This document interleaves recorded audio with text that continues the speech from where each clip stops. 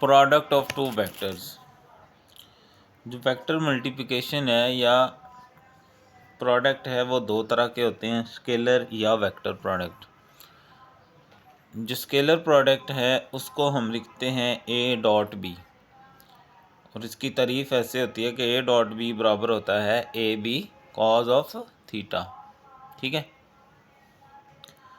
और असल में ये वेक्टर को जब वेक्टर से हम मल्टीप्लाई करते हैं वो स्केलर हो तो इसको हम स्केलर प्रोडक्ट भी कहते हैं। एमसीक्यूज में भी आ सकता है, ये यहाँ लिख भी सकते हैं। एग्जांपल इसकी वर्क है जो कि फोर्स और डिस्प्लेसमेंट जो दोनों वेक्टर क्वांटिटीज़ हैं, दोनों को मल्टीप्लाई करने से आती है, तो ये एक स्केलर प्रोडक्ट है। Physical interpretation of scalar product. Let we have two vectors a and b. Let we have two vector a and b. We want to find their scalar product. अगर हमने इनका स्केलर प्रोडक्ट निकालना है तो वो बराबर होगा vector a dot vector b।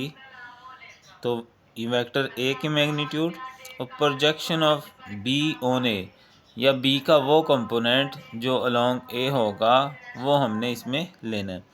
अगर मैं वेक्टर b के कंपोनेंट्स बना लूँ तो जो थीटा एंगल के साथ वाला कंपोनेंट है वो कॉस थीटा होता है और दूसरा साइन थीटा होता है। अब वेक्टर ए के अलावा कौन सा कंपोनेंट है, कॉस थीटा, तो ए ऐसे आ गया। प्रोजेक्शन ऑफ बी कौन है, ए वाला है, बी कॉस थीटा। तो ये हमारा ए डॉट बी बराबर ए बी कॉस थीटा, इसको हम स्केलर प्रोडक्ट भी कहते हैं।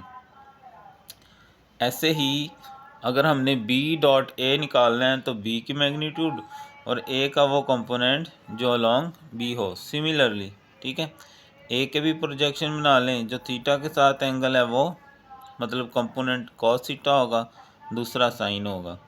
तो ये वाला कंपोनेंट जो है वो अलोंग b है। तो b की मैग्नीट्यूड और a का कंपोनेंट कौन सा है, a कॉस थीटा। तो ये b a कॉस थीटा और बी ए जो मल्टीप्लिकेशन में है वो इसको हम ऐसे भी लिख सकते हैं A B cos of theta. तो ये था हमारा स्केलर प्रोडक्ट। ये भी इम्पॉर्टेंट है, पेपर में आ चुका है, इसको भी आपने अच्छे से तैयार करना है। ठीक है।